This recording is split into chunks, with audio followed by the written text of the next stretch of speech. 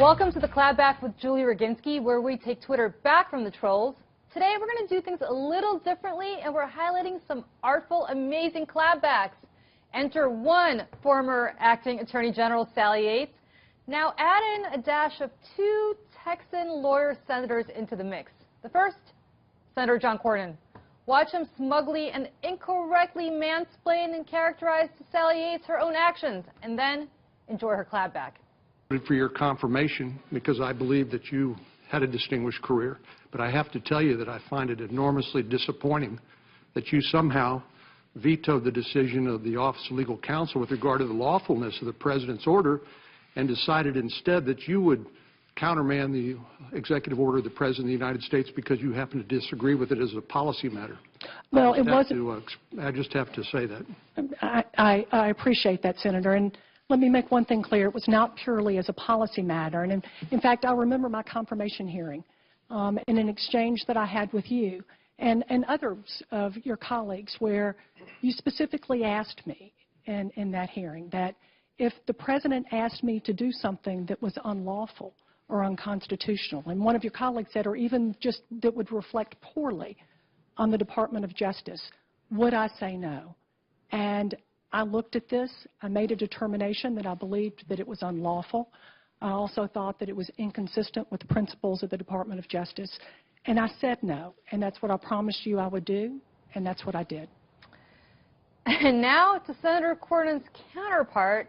Watch the good senator from Texas, our old friend Senator Ted Cruz, attempt to relitigate the Muslim ban with Yates. By the way, this hearing should not have been, or was not supposed to be in the Muslim ban. Ban was about Russian interference into our elections. But I know Senator Cruz doesn't really want to talk about that. She claps right back at him. And by the way, outlawyer Senator Cruz, watch this. Are you familiar with 8 U.S.C. Section 1182? Not off the top of my head, no. Well, it is the binding statutory authority for the executive order that you refused to implement and that led to your termination. So it certainly is a relevant and not a terribly obscure statute. By the express text of the statute, it says, quote, whenever the President finds that the entry of any alien or of any class of aliens into the United States would be detrimental to the interest of the United States, he may by proclamation and for such period as he shall deem necessary suspend the entry of all aliens or any class of aliens as immigrants or non-immigrants, or impose on the entry of aliens any restrictions he may deem appropriate.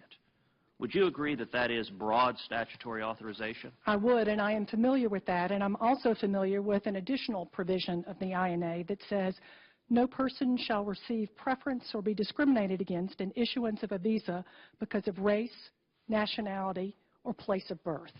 That I believe was promulgated after the statute that you just quoted. And that's been part of the discussion with the courts with respect to the INA, is whether this more specific statute trumps the first one that you just described. But my concern was not an INA concern here. It rather was a constitutional concern. Oh, this woman is the clapback queen. And let's note, Senator Cruz hightailed it off the dais right after that and did not even bother returning for a second round of questioning. You know why? Because the true mark of a complete butt-kicking is that you don't return for round two after getting it handed to you in round one. And finally, Sally Yates just highlighted, when you're patronizing to a strong woman, she will clap back. Senator Cruz, this is not the Princeton debate team. This is real life, and you just got served, sir. I'm Julie Roginsky with Fox News.